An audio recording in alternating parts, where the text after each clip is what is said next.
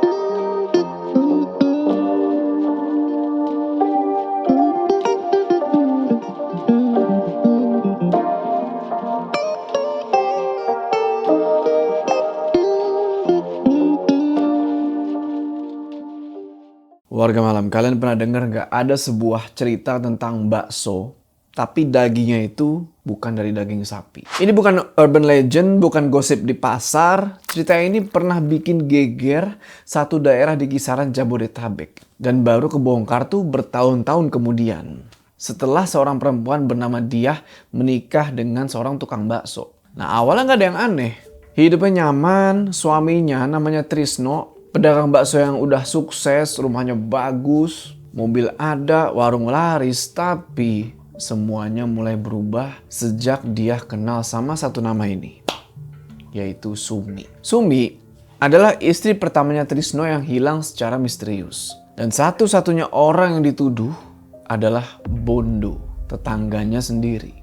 3 tahun berlalu tanpa kejelasan, tapi pelan-pelan satu demi satu petunjuk mulai muncul. Mulai dari lukisan mozaik perempuan hamil, suara-suara aneh di tengah malam, sampai pengiriman wesel atas nama Sumi yang katanya udah hilang itu. Dan yang lebih gila lagi, ada yang bilang kalau jasadnya Sumi pernah masuk ke dalam mangkok bakso. Disajikan, dimakan, dilupakan. Tapi nggak semua orang bisa melupakan, termasuk dia. Dan apa yang dia temui nanti akan bikin kalian mikir ulang setiap kali kalian lihat tukang bakso di pinggir jalan.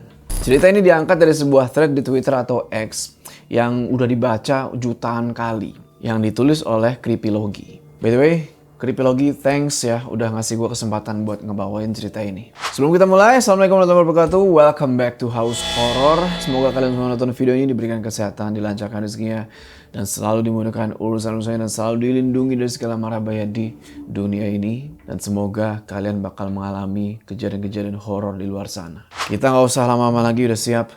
Mode horor aktif.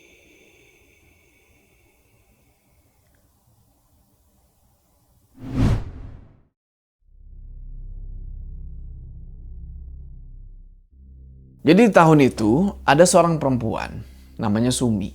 Umurnya waktu itu 29 tahun dan hari itu dia dinyatakan hilang. Nggak ada kabar, nggak ninggalin pesan. Nah, suaminya namanya Trisno yang waktu itu umurnya 32 tahun langsung panik. Dia lapor lah nih ke polisi. Dan waktu ditanya polisi, kira-kira siapa nih orang yang dicurigai sudah menghilangkan Sumi? Trisno jawab satu nama, Bondo. Katanya si Bondo inilah yang udah nyembunyiin istrinya. Tapi ya dari situ kasusnya kayak mandek. Nggak maju-maju, nggak jelas akhirnya gimana. 3 tahun lewat, semua orang udah lupa nih soal hilangnya Sumi. Tapi ternyata rahasia kelam itu akhirnya kebongkar juga. Gimana caranya? Dengerin cerita ini terus. Lebaran tahun 2004, dia perempuan asal daerah Purwantoro lagi liburan nih ke pantai yang ada di Trenggalek. Dan di sanalah dia ketemu pertama kali sama Trisno. Dua-duanya waktu itu lagi sendiri. Dua-duanya lagi nyari pelarian. Akhirnya mereka ngobrol-ngobrol, nyambung, dan gak butuh waktu lama buat mereka akhirnya cocok sampai akhirnya mereka mutusin buat menikah. Setelah resepsi kecil-kecilan gitu ya, Trisno langsung ngeboyong dia ke tempat tinggal yang baru di daerah Sukatani, Bekasi. Waktu itu, daerah Sukatani ini belum rame kayak sekarang. Masih banyak sawah, masih sepi lah ya. Hawanya juga kampung banget. Ya dia nggak terlalu kaget. Apalagi Di sana dia nggak cuma jadi istri, tapi juga mulai bantuin suaminya usaha tuh, yaitu dagang bakso. Ngomongin soal bakso, Trisno sendiri udah ngejalanin usahanya dia itu kurang lebih 5 tahun. Dari dulu dia tuh selalu pindah-pindah, nyari tempat strategis, nyari tempat yang rame. Sampai akhirnya dia ditawarin nih sama temennya, namanya Bondo, buat coba jualan di Sukatani. Kata Bondo emang sepi, tapi potensial. Nah gue bingung nih, kok sepi bisa potensial? Tapi bener aja, dari tempat yang sepi itu, Trisno justru rezekinya ngalir deres. Nah buat standar hidupnya dia, menikah sama pedagang bakso itu udah setengah mimpi yang jadi kenyataan. Lu bayangin aja, bapak ibunya kerja di penggilingan daging bakso. Tetangga kanan kiri juga banyak yang kerja jadi tukang bakso.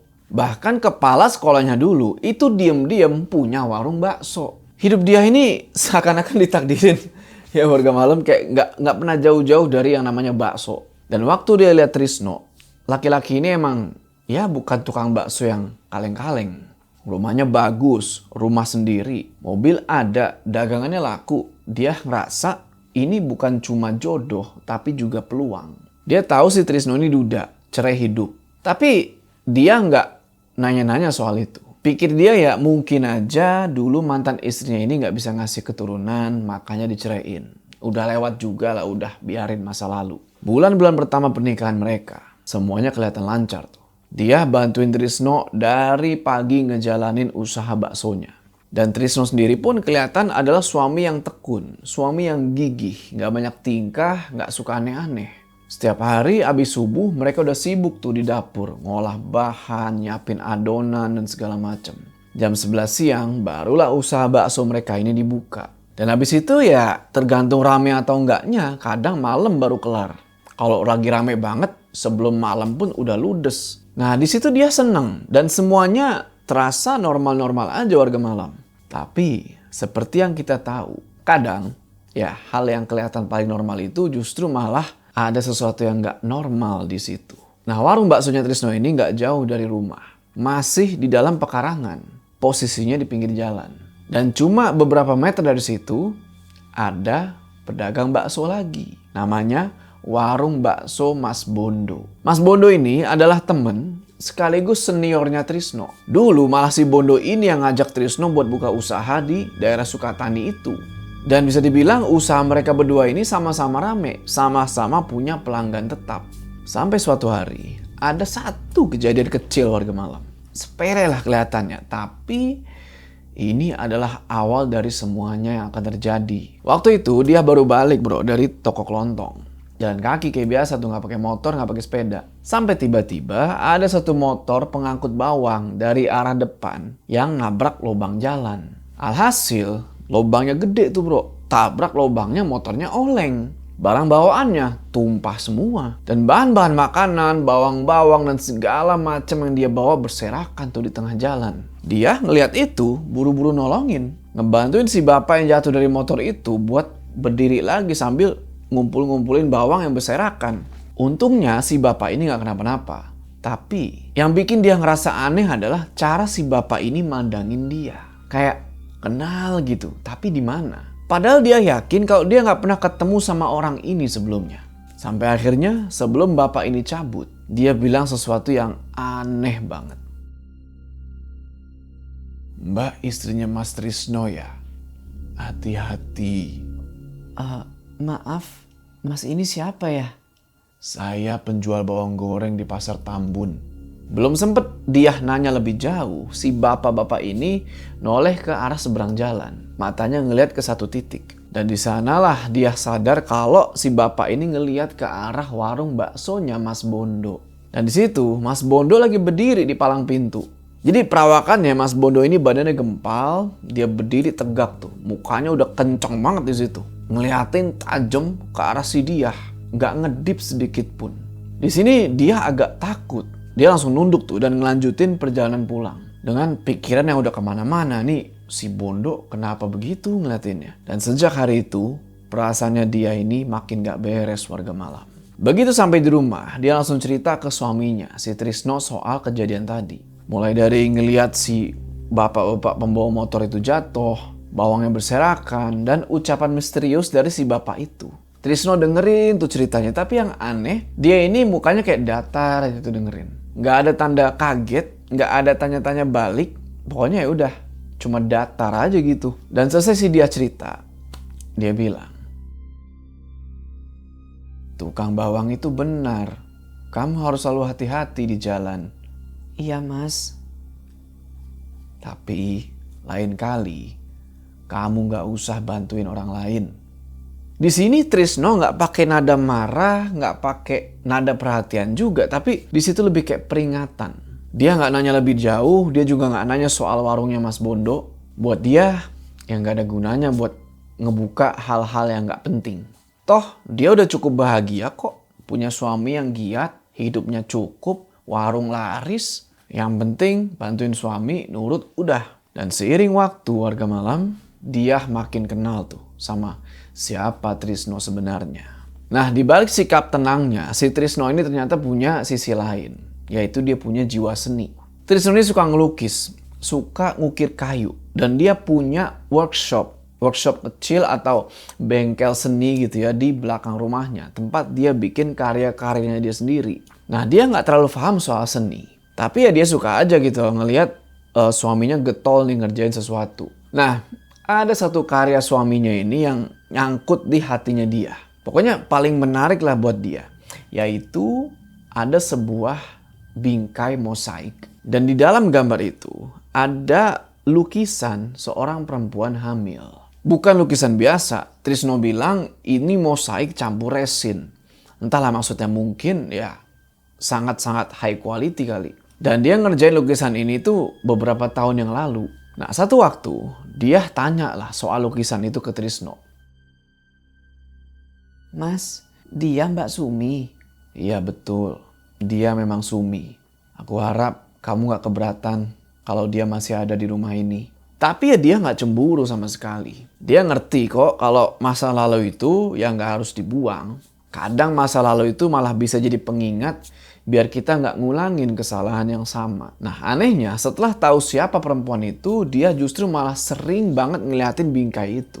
Dia suka lama-lama tuh di bengkel seni punya suaminya. Cuma buat ngeliatin perempuan yang ada di lukisan itu, si Sumi. Ada sesuatu yang bikin dia nggak bisa lepas, kayak antara kagum atau justru ada sesuatu yang nggak bisa dijelasin. Iya, jadi pertama kali setelah ngeliat mosaik itu warga malam, dia mikirnya biasa aja gitu, cuma karya seni. Tapi lama-lama dia mulai ngerasa ada yang janggal. Perempuan di lukisan itu, Sumi, jelas-jelas lagi hamil tua. Dan itu bikin dia mulai ragu sama cerita lama yang dia pernah dengar.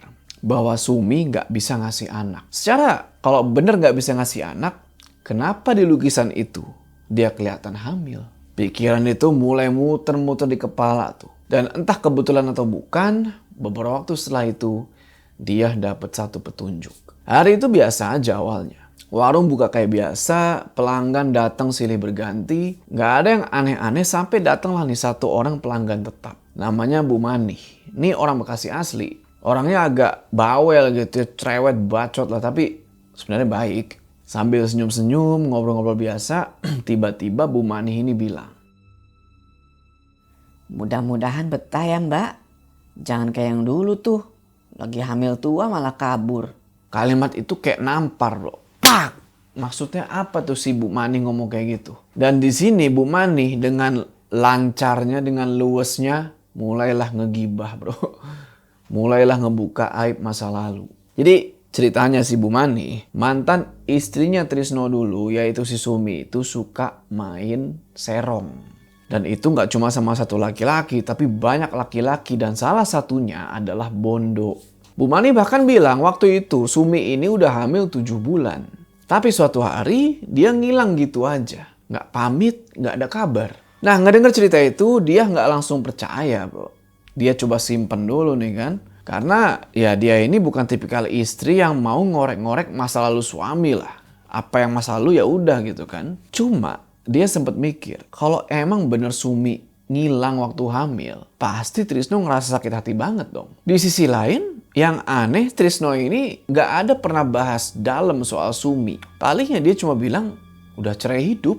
Trisno pun bahkan bisa nunjukin surat perceraian resmi dari peradilan agama. Tapi ya gitu, makin lama rasa penasaran itu makin menjadi-jadi. Sampai akhirnya, boom, meledak juga warga malam. Nah, suatu siang, warung tuh lagi tutup. Trisno bilang ke dia kalau dia mau ke Tambun, mau ngurus barang. Alhasil dia ditinggal sendirian tuh di rumah. Karena gabut dia iseng-iseng aja tuh beberes, ngerapein tumpukan-tumpukan lama di kamar belakang. Sampai akhirnya pas lagi beberes itu, dia nemuin sesuatu. Yaitu tumpukan koran. Kelihatannya sengaja disimpan. Koran-koran itu udah agak kusem. Kayak udah kuning-kuning gitu ya. Terus tulisannya pun udah agak pudar, tapi beberapa halaman masih bisa dibaca dengan jelas. Dan disitulah dia ini shock, karena dari salah satu koran itu ada satu headline yang bunyinya kayak gini.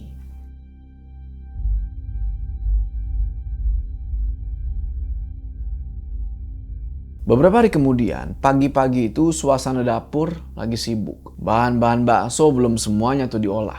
Dia lagi duduk jongkok tuh lagi ngebuat buletan-buletan bakso. Trisno lagi ada di balik tembok, suaranya kedengaran jelas. Dia lagi ngegiling daging pakai mesin. Gak lama kemudian, datanglah si Trisno nih, bawa baskom gede yang isinya itu olahan daging semua. Habis itu gak pakai ngomong lagi, dia jalan tuh ke arah depan. Tapi gak lama setelah itu warga malam, si dia ini denger suara lain. Bukan suara pelanggan, tapi suara perempuan. Refleks dia berhenti tuh ngebulet-buletin bakso. Dia malah jadi fokus ngedengerin suara itu. Dan makin lama suara itu makin jelas. Kurang lebih kayak gini yang dia denger. Sumi, kenapa kamu mendadak pulang? Kan aku bilang, aku pasti kembali mas.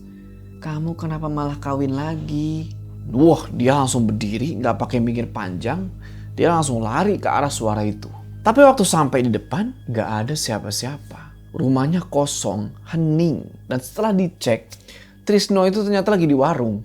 Lagi sibuk ngurus dagangan. Aneh warga malam. Suaranya itu jelas tadi dan itu bukan mimpi, bukan halu. Tapi ya gimana lagi? Mau ngadu ke suaminya pun dia gak punya bukti. Nah, beberapa hari kemudian, Bu Manih datang lagi. Si pelanggan setia itu warga malam plus tukang gibah Ulung. Dia lagi duduk tuh sambil makan bakso kan yang dikasih saus gak tahu udah berapa banyak tuh merah tuh kuahnya. Nah lagi-lagi dia ini ngebuka obrolan ke dia dengan nada-nada yang sok bijak. Kalau ada yang ngomong jelek soal suami, jangan didengerin. Biarin aja mbak. Trisno mah jadi laki, udah baik banget. Dan dia yang udah penasaran setengah mati, mulai main taktik. Dia pancing omongan. Dia tampilin senyum ramah. Supaya Bu Manih ini makin semangat tuh berkicaunya. Dan bener aja. Makin gacor ini cewek. Jadi katanya Sumi dulu itu gak tahu diri. Setelah usaha suaminya sukses, dia malah kegatelan sama cowok lain. Suka dandan menor, malas bantuin di dapur. Jadi genit sama laki-laki lain. Sampai akhirnya selingkuhlah Sumi ini sama si Bondo. Dulunya pas-pasan. Giliran dapet duit, malah kemana-mana. Dasar kegatelan. Dia denger semuanya itu dan dia simpen baik-baik di kepala. Sumi di matanya si Bu Manih itu udah kayak perempuan yang gak punya rem, suka jajan, suka dandan menor tiap hari, doyan brondong, dan suka buang-buang duit. Padahal kata Bu Manih, Trisno itu udah baik banget, udah sabar banget, 2 kali keguguran pun Trisno masih sabar. Sumi itu 2 kali keguguran mbak. Hamil muda, keguguran, rahimnya tipis. Tapi dia malah kabur waktu udah hamil tua. Itu mah bukan anaknya Trisno, tapi anaknya si Bondo. Oh, begitu. Dia mah pacarnya banyak, selingkuh sama Bondo. Diselingkuhin lagi sama tukang bawang di Tambun. Dia nggak tahu cerita mana yang benar, tapi dia cuma punya satu sumber informasi saat ini, yaitu Bu Manih. Dan walaupun dia ini belum punya bukti apa-apa, dia mulai lihat celah-celah petunjuk kecil. Yang paling bikin dia nggak tenang adalah koran-koran yang disimpan Trisno, yang banyak ngebahas soal wanita hamil yang meninggal dengan inisial S di Sukatani. Tapi yang bikin makin aneh, Bu Manih sama sekali nggak pernah bilang kalau ada wanita yang dihilangkan nyawanya warga malam. Malam itu setelah warung tutup, dia baliklah tuh ke rutinitas dia di dalam rumah. Dia beresin dapur, dia nyapu, dia ngelap meja, ya hal-hal kecil kayak biasa. Tapi nggak tahu kenapa, abis beres-beres kayak gitu, dia tuh pengen banget ke workshop, ke bengkel seni suaminya. Tempat di mana lukisannya Sumi itu dipajang. Singkat cerita, dia berdiri di sana sambil ngeliatin gambar perempuan hamil itu. Semakin lama dia ngeliatin, dia ngerasa kayak lukisannya tuh hidup. Kayak seolah-olah Sumi emang bener-bener ada di balik bingkai itu. Dan dari situ, tiba-tiba dia ngedengar suara. Aku ada di sini. Suaranya itu pelan, lembut tapi jelas. Dia langsung nengok tuh. Matanya celingak-celinguk kesana kemari nyari suara itu. Tapi kayak sebelumnya, gak ada siapa-siapa. Kosong, hening. Langsung merinding dia di situ. Ya udahlah, gak pakai pikir panjang, buru-buru dia keluar dari situ. Hari-hari berikutnya, dia makin paham satu hal. Kalau Trisno itu pencemburu parah. Dia nggak boleh dandan sama sekali kecuali malam. Itu pun setelah warung tutup. Nggak boleh ngobrol sama pelanggan laki-laki. Bahkan kalau misalnya pelanggannya laki-laki, datang sama anak sama bininya, tetap nggak boleh ngobrol. Dan kalau ada laki-laki mesen bakso, dia harus kasih ke Trisno. Supaya Trisno yang ngelayanin pelanggan laki-laki itu. Ya udah, dia turutin tuh warga malam. Tapi pernah sekali, Trisno lagi keluar. Dan dia terpaksa dong.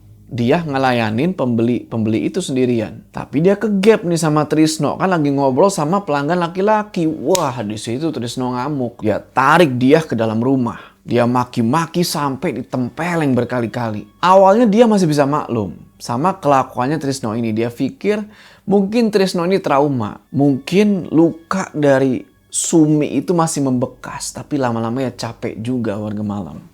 Satu hari dia ngelayanin 2 anak SMA nih. Mereka datang tuh pakai seragam dekil lah, kan bau matahari. Nah, Trisno datang ke warung pas lagi rame-ramenya itu. Dan gak lama dia dipaksa pulang tuh, ditarik, dimaki-maki, wah ditempeleng habis-habisan. Dan dari situlah dia udah gak tahan lagi.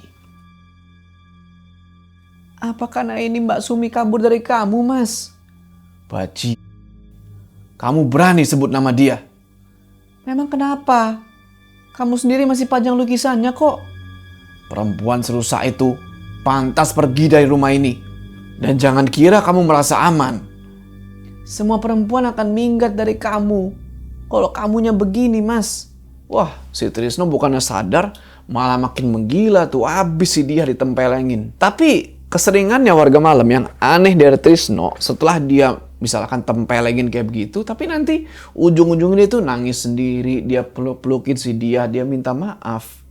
Nah, waktu berjalan dan di bulan 6 pernikahan, dia hamil. Trisno langsung ambil keputusan di sini. Kamu dia nggak usah fokus-fokus bantu jualan, kamu fokus aja sama kehamilan kamu. Ya udah dia nurut tuh, dia tinggal di rumah jadi punya lebih banyak waktu buat ya istirahat lah. Dan dari situlah semuanya mulai terbuka.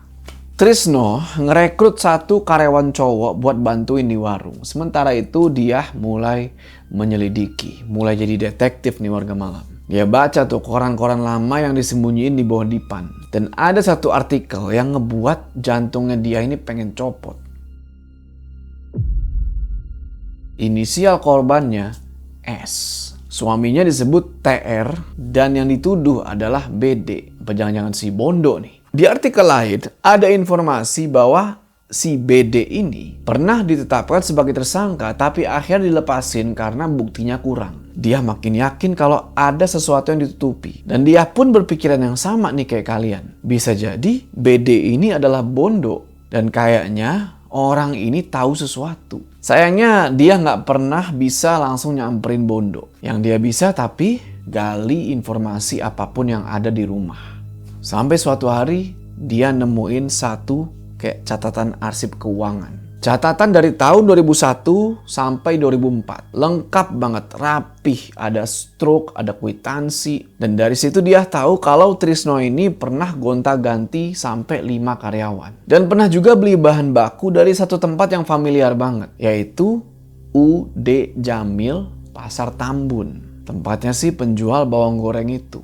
Tapi bukan cuma itu, dia juga nemuin bukti pengiriman uang wesel. Pengirimnya Trisno Penerimanya Romiatun di Lampung. Di kolom berita Wesselnya tertulis dari Sumi untuk ibunya. Nah, bukannya Sumi udah nggak ada, tapi mungkin kayak gini. Trisno sengaja ngirimin itu atas nama Sumi. Supaya mungkin ibunya yang di Lampung itu nggak curiga kalau Sumi udah hilang. Dan kiriman itu rutin, 4 bulan sekali, yang terakhir itu baru 3 bulan yang lalu. Dia nggak bisa tahan di sini. Masalah lain dia bisa simpen, tapi kalau udah masalah uang, beda urusan. Tapi di sisi lain, dia ini juga takut nanya warga malam. Takut si Trisno ini meledak lagi. Dan pas dia lagi megang bukti Wessel itu, tiba-tiba.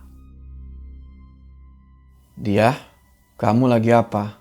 Wah, suaranya Trisno. Dan itu deket banget. Pas dia nengok, Trisno di belakang dia lagi ngeliat dia megangin kertas itu. Dia langsung gemeteran di situ, dia minta maaf. Dia buru-buru taruh kertas itu lagi. Dia udah siap lah mau diapain aja, paling ya ditempeleng lagi kayak biasa. Tapi di sini aneh. Trisno justru malah meluk dia. Diusap-usap punggungnya, dielus-elus rambutnya. Dia bilang, "Nggak apa-apa, kamu nggak salah." Dan malam itu Trisno cerita tentang Sumi, tentang masa lalu yang kelam. Dan bahwa dia yakin kalau Sumi ini udah dihabisin sama Bondo. Ada yang bilang ke aku, 2 bulan sebelum Sumi hilang, Bondo beli tanah di belakang Geria Sukadharma. Aku curiga dia kubur Sumi di situ. Mas udah lapor polisi? Sudah. Tapi ya katanya nggak bisa gali tanah orang lain tanpa izin. Dan Bondo nggak ngizinin. Bondo malah pagerin tanahnya. Suruh preman jagain. Terus dibangun rumah. Tapi nggak pernah selesai. Cuma tiangnya aja. Dia cuma diem di situ, nggak tahu harus percaya atau gimana. Atau justru harus tambah curiga. Tapi karena kasihan, akhirnya dia bilang, ya udahlah kalau soal Wessel itu kirim aja kayak biasa. Mungkin ibunya Sumi di kampung itu emang butuh. Dan sejak malam itu dia dibolehin buat bantu jualan lagi. Tapi ada yang aneh warga malam. Koran-koran yang ada di bawah dipan itu udah nggak ada. Hilang semua, nggak ada satupun. Dan yang paling bikin bulu kuduk itu merinding, Bondo mulai sering lewat tuh di depan warung. Biasanya dia bawa mobil sedan, lewat depan warung, terus nurunin kaca. Mukanya nggak pernah nengok ke arah dia, tapi dia tuh lewat terus-terusan. Dan anehnya selalu siang hari, selalu pas Trisno lagi nggak ada. Suatu siang, Bondo datang lagi. Tapi kali ini, dia berhentiin mobilnya. Ngeliatin dia lama banget tuh dari balik jendela. Sampai akhirnya, dia begini nih. Kayak ngasih isyarat kalau you dead. Kayak lu ikut campur, lu mampus. Dan di situ dia makin yakin. Dia harus buka semua ini. Tapi nggak mungkin sendirian. Tapi dia tahu siapa yang bisa diajak. Siapa lagi kalau bukan Bu Mani, si tukang gosip handal, luar biasa, mulutnya nggak ada rem. Pas lagi ngobrol sama Bu Mani, dia sengaja nyenggol topik soal Sumi lagi. Tapi kali ini lebih dalam. Ternyata Bu Mani itu ngikutin semua perkembangan kasusnya. Dia cuma sengaja diem gitu, nggak mau bahas lagi sama si Diah. Takutnya Diah ini malah tambah takut. Tapi pas udah kebuka, wah tumpah semua tuh informasi. Saya tahu tanahnya. Deket tanah Mas Trisno. Itu yang di belakang Geria Sukadharma. Dia langsung mikir, hah? Trisno punya tanah di situ. Kok dia nggak pernah cerita? Saya sih curiga Bondo yang udah ngabisin Sumi. Sumi hamil sama dia. Terus minta tanggung jawab. Tapi Bondo panik. Jadinya dibungkam. Saya jadi ingat, sebulan sebelum Sumi hilang, Trisno sempat ngelabrak Bondo di warung. Hampir mereka tuh adu bacok. Untung bisa dipisahin. Semua puzzle mulai nyambung sekarang. Koran, tanah, rumah yang gak selesai, pengiriman Wessel, dan sekarang tanah kosong 50 meter dari tempat mereka tinggal. Tapi satu pertanyaan yang paling gede adalah, kalau emang bener Sumi dihabisin, di mana jasadnya? Akhirnya dia mutusin buat ngasih tahu Bu Mani soal niat aslinya. Bu Mani, saya mau cari jasadnya Sumi. Hah? Astagfirullah. Awalnya sih reaksinya kayak gitu. Tapi setelah dikasih money, langsung luluh dia. Malam-malam, rumahnya dia makin gak enak. Suara-suara aneh, tangisan-tangisan, samar-samar, benturan-benturan keras. Kayak ada orang berantem tapi gak kelihatan wujudnya. Dia gak pernah cerita ini ke Trisno. Dia selalu tahan sendiri. Tapi ya lama-lama ada batasnya juga. Sampai di suatu malam yang lain, dia ini pas lagi tidur mimpi. Jadi di mimpi ini, dia sama Trisno lagi berdiri di dalam bingkai mosaik. Iya bro, ya kadang mimpi kan bisa seabsurd itu. Tahu kan bingkai mosaik yang ada gambar Suminya? Nah mereka berdiri di situ. Dan di samping mereka, Sumi muncul. Mukanya rusak, pakai daster udah berdarah-darah. Dan di pangkuannya itu, palanya. Di sini dia lari, tapi dia kepleset. Mukanya nggak bentur lantai sampai giginya copot. Begitu bangun, di situ dia udah ngompol. Dan dia bangun udah bukan di kasurnya lagi, tapi di bawah lukisan mosaik itu persis. Terus dia nemu gigi di situ. Padahal giginya copot di mimpi, tapi sampai ke dunia nyata bro. Belum sempat mikir, tiba-tiba benda-benda di ruangan itu mulai gerak-gerak sendiri. Gergaji sirkular yang buat ngolah daging itu lepas dari bautnya. Pisau melayang ke arah kaki. Sampai ada suara pelan banget. Kayak berbisik.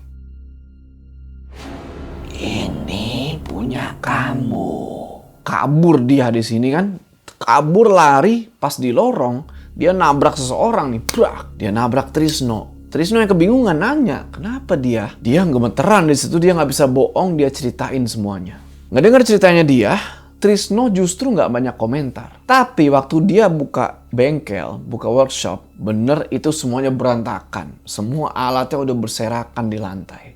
Besoknya, Trisno bilang kalau dia harus pergi ke Cirebon. Salah satu sahabatnya meninggal dan dia mau takziah. Terus rencananya mau nginep 3 malam. Aku sebenarnya khawatir ninggalin kamu sendirian. Tapi aku nggak mau kamu ikut. Perjalanan jauh nggak baik buat kandungan kamu. Jangan takut mas, aku bisa jaga diri kok. Kalau bisa, kamu ajak seseorang nginep di rumah. Yang penting, jangan keluar kecuali sangat terpaksa. Dan begitu Trisno pergi, rencana dia pun dimulai. Dia langsung ngedatengin Bu Mani. Datengin rumahnya, dia ketok pintunya. Bu Mani, kita lakuin sekarang. Berdua aja. Iya, jangan ajak orang lain. Bahaya. Dan kayak sebelumnya, imbalan yang mau dikasih dia ini ngebuat Bu Mani gak bisa nolak. Malam itu warung ditutup lebih cepat. Jam 9 malam udah tutup. Dia sama Bu Mani melangkah tuh di kegelapan. Ngendap-ngendap tuh kayak maling. Menuju ke tanahnya si Bondo. Tanah itu gak lain dan gak bukan cuma kebun melinjo sama nangka. Jalanannya keras, gelap, dan dipenuhin sama nyamuk-nyamuk kebun tuh bro. Tapi mereka terus jalan. Sampai akhirnya kelihatanlah satu rangka bangunan yang udah terbengkalai. Kata Bu Mani, ini tanahnya Bondo. Pekarangannya dikunci. Akhirnya mereka panjat satu-satu. Kalau dikira-kira, luas pekarangannya itu kurang lebih 800 meter persegi. Dan di sanalah mereka sadar. Gak akan semudah itu buat nyari kuburan yang udah 4 tahun lalu di tempat itu. Kenapa Mbak yang harus lakuin ini? Akhir-akhir ini, dia neror aku, Bu Mani. Diceritain lah tuh semuanya soal si Bondo. Mulai dari si Bondo yang suka lewat depan warung, ngeliatin, ngasih isyarat begini. Akhirnya dia mutusin buat mundur di situ. Mundur sementara. Belum saatnya. Nah di jalan pulang dia minta Bu Mani buat nginep nemenin dia. Ya Bu Mani nurut-nurut aja, udah dibayar ini. Menjelang subuh dia kebangun. Nggak karena suara tapi karena mimpi. Kayak kolase aneh bro. Terus pikiran yang gelap tapi terang di satu titik. Nggak pakai banyak mikir, dia langsung bangkit dari kasur, dia ambil pisau dari workshop, dia keluar dari rumah sendirian. Dia nggak takut lagi di situ, udah kayak berasa ada yang nuntun aja. Dia panjat lagi tuh pagar tanahnya Bondo. Habis manjat dia turun terus dia jalan pelan-pelan tuh di antara batu bata. Matanya nyangkut ke satu titik bro. Yaitu tumpukan bata yang kayaknya beda sendiri. Dia deketin, dia bongkar itu tanahnya kelihatan. Dia tancap pisaunya ke tanah, dia mulai nih gali. Tangan, baju semuanya kena tanah. Sampai akhirnya gali. Tak! Pisaunya kena sesuatu yang keras nih. Dia lanjutin gali pakai tangan. Gali. Lalu mau tahu apa yang ditemuin? Tengkorak. Dan juga tulang gede. kayak tulang paha. Sampai tiba-tiba dia ngedengar suara. Kamu berhak memilih untuk dirimu sendiri. Di situ dia nggak jawab, tapi tiba-tiba tangannya kayak ditarik keras, dia nengok, dan pas nengok itu yang dia lihat mukanya Bu Mani. Alhamdulillah, sadar. Mbak Diah tadi kesurupan. Dia bengong gitu kan, bingung gitu, matanya ngelihat ke depan ke arah bingkai mosaik yang ada lukisan Sumi. Dan di situ lukisannya itu udah hancur, udah kesayat-sayat, kecabik-cabik kayak bekas pisau. Bu Mani tuntun nih si Diah ke kursi, didudukin, ditenangin, sampai akhirnya dia bilang, Aku tahu Bu, di mana kuburannya Sumi. Kita harus ke Tanah Bondo. Dia yang sudah menghabisi Sumi. Tapi Bu Mani bilang jangan dulu, karena sebentar lagi matahari mau terbit, mau terang, bahaya. Warga lain bisa lihat. Sepanjang pagi sampai siang, Bu Mani pulang dan dia mutusin buat ngunci diri di rumah. Nah, siang menjelang petang, Trisno nelpon nih. Pada intinya nanyain kabar dia lah, nanyain di mana, pokoknya terus ngasih peringatan jangan kemana-mana. Nah, obrolan mereka terus ngalir-ngalir kayak gitu, dan Trisno pun sempat nanya soal Bu Mani, tapi obrolan itu nggak bisa lama, karena tiba-tiba dia ngedengar ada suara aneh dari dapur, kayak ada yang berisik-berisik di sana. Ternyata nggak tahu gimana caranya mesin penggiling daging itu nyala sendiri. Dia langsung pergi matiin. Abis itu dia pergi lagi ke workshop, ngeliat lagi tuh lukisannya Sumi yang bener rusak. Ternyata dia sendiri tuh yang dia kira mimpi pergi ke tanahnya Bondo, ternyata dia itu malah mencabik-cabik lukisannya Sumi. Abis itu dia lari ke kamar, dia buka lemari, dia ambil buku catatan keuangan. Dan disitulah lagi baca-baca, matanya nyangkut ke satu nama yang selama ini cuma dia lewatin. Jamil. Singkat cerita, akhirnya dia pergi ke pasar Tambun tuh. Tepatnya di lantai dasar pasar itu.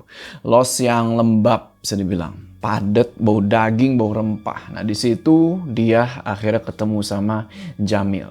Jamil, ingat nggak warga malam, laki-laki yang dulu sempet nabrak lubang jalan, terus dijatuh tuh motornya. Terus ditolongin sama si Diah kan. Nah Jamil ini katanya pernah deket sama Sumi. Si Jamil sendiri kelihatan biasa aja. Dia senyum biasa ke dia, kayak nggak ada beban, dan dia menyambut dia dengan ramah.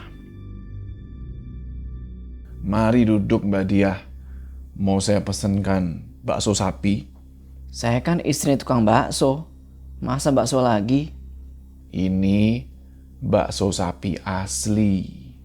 Ngomongnya tuh kayak pakai penekanan gitu, kayak asli. Paham gak maksudnya? Dia duduk lah tuh, tapi dia gelisah lah. Matanya awas, dia tahu kalau ini bukan obrolan basa-basi, tukeran kabar segala macem, tapi ini adalah penyelidikan. Dan bener aja, 2 jam dia duduk di situ.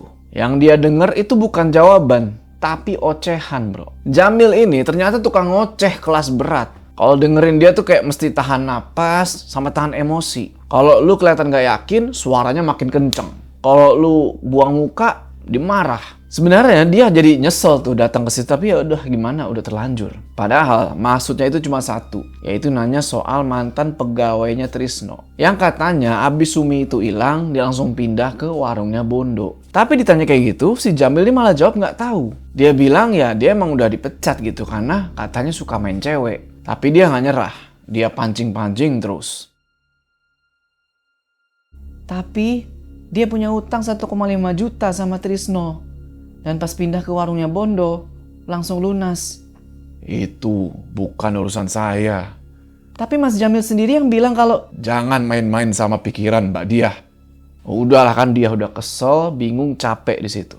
Jamil ini bukan sumber informasi. Dia lebih kayak pembual gitu di mata dia. Dan lebih parahnya lagi, dia ini maksa orang supaya percaya warga malam. Akhirnya dia pulang, tapi nasib buruk belum selesai. Menjelang maghrib, ojek yang dia tumpangin itu papasan lagi-lagi sama mobilnya Bondo. Dan kayak biasa, Bondo ini ngelihat dia nurunin jendela, ngeliatin terus begini nih. Dia langsung minta puter balik tuh sama si ojek. Puter balik bang.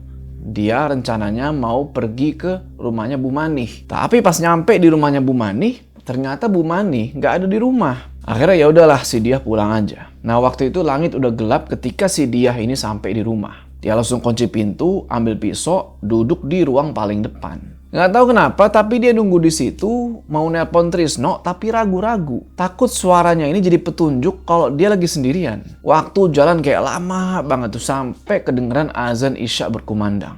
Nggak lama setelah itu, akhirnya si Trisno nelpon juga. Halo? Baru ngucapin halo, tiba-tiba bang, si dia kaget. Wah, HP sampai jatuh ke lantai. Ternyata kaca depan rumah itu pecah. Pas dicek sama dia, itu ada batu segede genggaman tangan, bro. Kayaknya ada orang nimpuk dari luar. Dia panik, dia ambil HP-nya dari lantai, dia lari ke ruang tengah. Ternyata teleponan dia sama si Trisno belum terputus tuh. Ada apa dia? Barusan itu apa? Mas, ada orang jahat. Siapa? Siapa yang jahat? Belum sempet jawab, teleponnya mati. Ternyata pulsanya habis, bro. Makanya pakai wifi. Nah, dan setelah itu, pintu rumah tiba-tiba ada yang ngetok. Tak, tak, tak, tak, tak. Dia langsung tek. Siapa nih? Tapi suara yang datang, suara yang manggil-manggil dia, justru suara yang dia kenal. Itu Bu Manih ngetok-ngetok di depan. Agak lega lah dia di situ. Langsung buka pintu. Tapi detik berikutnya, dia ini ngeliat ada hal yang ganjil. Bu Manih bawa batu, bro. Batu yang ukurannya hampir sama kayak yang dia tadi lihat. Dia cuma diem aja tuh kan. Bingung dia tuh, apa jangan-jangan Bu Manih. Tapi Bu Manih buru-buru ngejelasin. Sampai dia nekenin, kalau Mbak nggak percaya udah saya pulang aja. Dia nggak punya pilihan di situ. Dia mempersilahkan Bu Manih buat masuk. Dan begitu duduk, dia langsung bilang, Mbak harus lapor polisi. Pasti orang itu yang lempar ya, Bu. Bondo lagi. Iya, dia udah beberapa kali ngancem saya. Kalau gitu ayo kita lapor. Saya temenin. Tapi dia nggak langsung setuju. Kalau lapor polisi soal ada yang nimpuk kaca jendela dan cuma dapat batu doang sebagai bukti, itu percuma menurut dia. Dia ngajakin Bu Manih buat nemuin dulu jasadnya Sumi. Di sini Bu Manih nggak bantah. Dia cuma bilang, ya udah kalau gitu saya bantu semampu saya. Lewat tengah malam, dia sama Bu Manih balik lagi nih ke tanahnya Bondo. Tapi malam itu beda. Kali ini dia nggak perlu dituntun siapa-siapa. Nggak ada bisikan, nggak ada mimpi. Dia tahu persis kemana harus melangkah. Dia langsung jalan di depan, langsung nyamperin batu bata di sisi utara. Di sini Bu Manih, kuburannya Bu Manih. Nggak pakai ragu-ragu tuh sih dia ngomong. Akhirnya pisau sama linggis dipakai tuh buat ngegali. Gue heran kenapa dia nggak ngambil sekop atau apa gitu kan. Tapi ya udahlah, dia pakai pisau sama linggis buat ngegali. Digali, gali sampai kurang lebih setengah meter kemudian, tak, tulang, tengkorak, sama femur. Bener ternyata warga malam. Sumi ini bukan hilang, bukan kabur, tapi dia udah diwafatkan. Dia bilang, Bu Manih, malam ini juga kita harus laporin Pak Bondo. Mudah-mudahan dia dihukum berat. Tulang-tulang itu nggak mereka bawa, mereka tinggalin aja di situ. Bu Manih bilang nanti suaminya bakal jagain lokasi. Tiba-tiba HP-nya dia bunyi. Kring, dia angkat. Ternyata itu si Trisno nelpon. Trisno bilang kalau dia udah ada di jalan pulang nih. Kurang lebih setengah jam lagi nyampe. Dia bilang ke Bu Manih kan, Bu, kayaknya saya harus pulang sekarang nih. Suami saya udah di jalan. Gimana Bu Manih udah nelpon suaminya belum? Ditanya kayak begitu, Bu Manih cuma diem. Terus nggak lama HP-nya Bu Manih bunyi. Dia angkat itu HP sambil ngeliatin dia. Dan responnya di situ cuma, iya. Dia penasaran nih. Sama siapa yang nelpon? Bu Manih. Kok kedengarannya kayak bukan suaminya? Ditanya, siapa tuh Bu suaminya? Di sini Bu Manih cuma senyum aja. Dia ambil linggis, terus dia bilang, Mas Bondo Mbak. Wah, dia langsung kabur di situ, nggak pakai mikir dua kali, dia cabut. Kalau Bu Manih ditelepon Mas Bondo, kemungkinan besar mereka ini bekerja sama warga malam. Kalau udah gini, harapan satu-satunya dia ya cuma Mas Trisno. Kalau dia cepet-cepet pulang, semua bisa dilaporin. Dan 20 menit berlalu, Trisno ternyata belum pulang. Aneh. Padahal tadi ditelepon bilang setengah jam lagi nyampe. Dia makin khawatir kan, pisau tadi bekas gali. Dia simpen di dalam jaket, dia pegangin gini kenceng-kenceng sambil nungguin. Dia yakin banget kalau Bu Manih lah yang udah ngelempar batu itu dan Bondo itu cuma boneka. Jadi di pikiran dia, Bu Manih lah nih bro, otak semuanya. 10 menit, 15 menit lagi ditunggu, Trisno belum juga datang. Dan di kepalanya dia mulai mikir aneh-aneh nih warga malam. Apa jangan-jangan Trisno kenapa-napa di jalan? Atau dia udah dihabisin juga sama Bu Manih dan Bondo. 1 jam lewat, masih belum datang juga. Dia udah mondar-mandir tuh, gelisah bukan main. Sampai akhirnya jam 3 dini hari. Kelihatan nih sorot lampu mobil kan datang. Saat nyampe ke depan rumah. Dia langsung lari tuh nyambut suaminya. Dan waktu dia lihat, kaca mobil itu udah pecah. Dan tangannya Trisno itu ada darahnya. Ditanya sama dia kan, "Mas kenapa?" Trisno disitu nggak jawab. Dia langsung masuk ke dalam rumah. Dia kunci pintu, dia peluk bininya. Dia bilang, "Dia, sejak pergi aku ngerasa nggak enak. Aku mikirin kamu terus."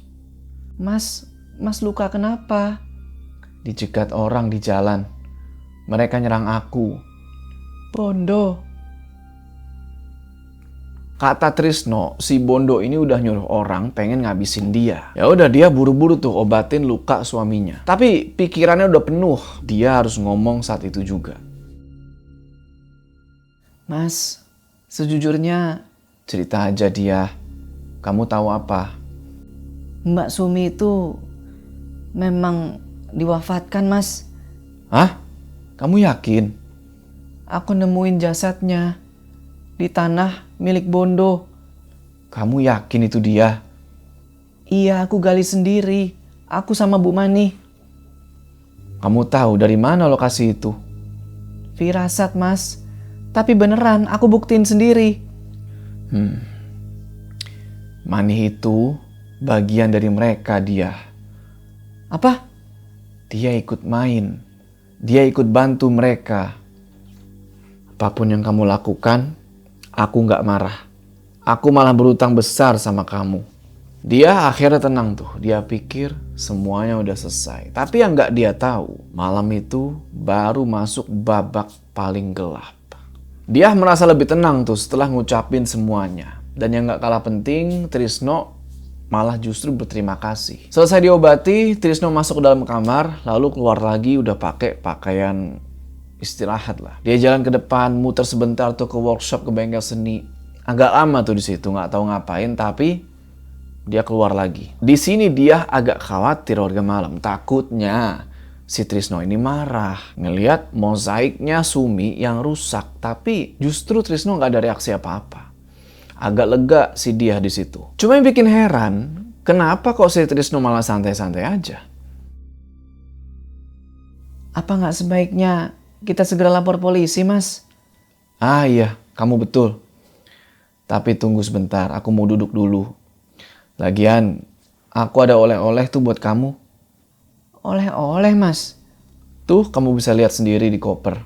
Dia deketin lah tuh ke koper yang ditunjuk sama si Trisno itu. Koper warna hitam. Lumayan gede kopernya. Dia buka tuh resletingnya. Sret. Dan begitu dibuka, di situ dia langsung brak. Kaget bukan main warga malam. Terjungkel dia ke lantai. Bukannya kamu benci banget sama perempuan itu? Jadi warga malam, di dalam koper itu udah ada Bu Mani. Tapi cuma kepalanya aja. Dan ada tulang. Di sini dia langsung nggak bisa nafas. Kenapa wanita selalu ingin mencampuri urusan suaminya?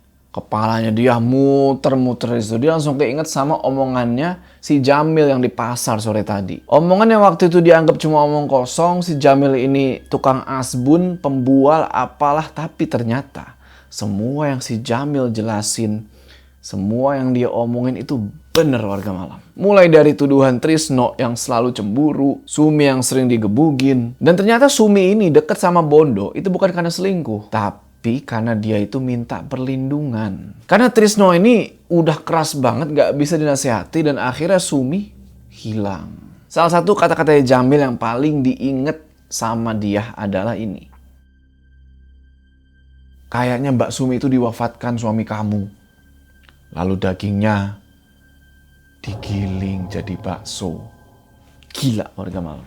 Jamil bahkan tahu Trisno itu sempat minta tolong cariin mesin giling bekas. Jamil tahu berapa kilo daging yang biasa dibeli Trisno setiap hari. Tahu bahwa seminggu sebelum Sumi hilang, belanjaannya Trisno ini berkurang 30%. Semua detail.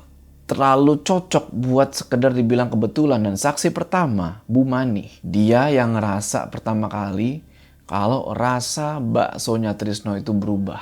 Lebih lembut, lebih getir, dan bau sengir. Bau sengir tuh kayak bau-bau menyan yang dibakar gitu lah. Makanya si Bu Mani ini pindah makannya ke warungnya Mas Bondo. Makan di warung itu, yang namanya Bu Mani kan dia bacot, dia cerita-cerita tuh sama Bondo. Nah Bondo lanjutin cerita kesana kemari. Termasuk ke Jamil. Dan sekarang Mani juga udah kek. Sisa-sisa dia ada di koper. Di sini dia udah salah besar. Udah salah nuduh, salah benci, salah ngetawain orang. Dan sekarang dia sendirian. Trisno jalan tuh pelan-pelan ngedeketin dia. Kamu gak perlu takut dia. Itu gak akan bikin kamu sakit. Dia mundur tuh, tapi badannya udah gemeteran. Trisno pelan-pelan makin deket, tenang, dia peluk istrinya. Tapi dia tahu pas lagi dipeluk sama Trisno ini, lama-lama tangannya Trisno bakal naik ke kepala, terus akhirnya mau gak mau dia keluarin pisau yang dari balik jaket dia. Dan dia hantam si Trisno. Wah, Trisno kesakitan di situ, dia jatuh ke lantai, dia lari. Tapi di sini Trisno masih sempat nyerang balik. Kakinya sempat ngelengkat kakinya dia. Akhirnya dia jatuh dan mereka bergulat tuh di lantai. Dia berdiri lagi, dia lari tuh kan masuk ke bengkel seni, dia tutup pintunya, dia kunci. Sekarang dia udah terjebak di situ. Dia coba teriak-teriak tuh, teriak tolong, berharap yang di luar rumah ngedenger. Tapi nggak ada satupun orang yang ngedenger. Tiba-tiba di luar ruangan workshop itu sunyi. Trisno udah nggak tahu lagi tuh, nggak ada kedengeran lagi suaranya. Di sini di workshop dia sempat ngelihat mosaiknya Sumi yang udah rusak tuh. Dan sekarang kelihatan ada potongan putih. Dia lihat semakin dekat, semakin jelas kalau di mosaik itu gigi. Dan dia sadar kalau mosaik itu kan kotak-kotak kayak dari keramik gitu. Karena itu bukan ubin, bukan keramik. Tapi itu tulang warga malam. Tulang sama gigi. Semuanya cocok. Catatan keuangan juga nyambung. Pembelian resin, pembelian gergaji, sirkuler. Tanggalnya itu berdekatan dengan hilangnya Sumi. Trisno udah ngabisin Sumi, dia campur dagingnya ke bakso, dan tulangnya dibuat mosaik. Nggak cuma itu. Trisno udah fitnah Bondo. Mindahin semua tulang-tulang itu ke tanahnya Bondo. Supaya kalau digali, yang dituduh itu bukan Trisno, tapi Bondo. Nah, waktu dia masih terpaku nih di depan mosaik, tiba-tiba krak! Pintu didobrak tuh sama Trisno. Trisno udah kacau banget kondisinya di situ, tapi dia masih hidup. Dan di tangannya dia udah megang linggis, dia angkat tinggi-tinggi begini. Dia coba buat nyari benda buat ngelawan, tapi dia udah ke pojok. Trisno teriak, dia teriak, wah, linggis turun, bak. Tapi dia sempat ngehindar. Dia tarik Trisno ke bawah, brok, Trisno jatuh ke atas meja. Meja yang ada gergajinya. Dia pencet tombol, gergaji itu muter. Dan kalian tahu apa yang terjadi selanjutnya. Trisno dengan posisi menghadap ke dinding, ke mosaiknya Sumi. Seakan-akan Trisno meninggal, diliatin sama Sumi. Dia cuma diem, dia shock, dia gemeteran karena dia baru aja ngabisin suaminya. Ya tapi gimana warga malam ya? Lu di keadaan kayak begitu, mau nggak mau lu harus melawan kan? Gak lama, dar pintu depan itu ada yang gedor-gedor kenceng banget. Dia keluar tuh. Dan dari balik tirai jendela, dia ngeliat ada yang berdiri di teras. Dia bukainlah pintu karena dia kenal siapa itu. Mas Jamil. Mas Bondo dan istrinya hilang. Hah? Apa? Aku barusan dari sana. Warga sudah ramai.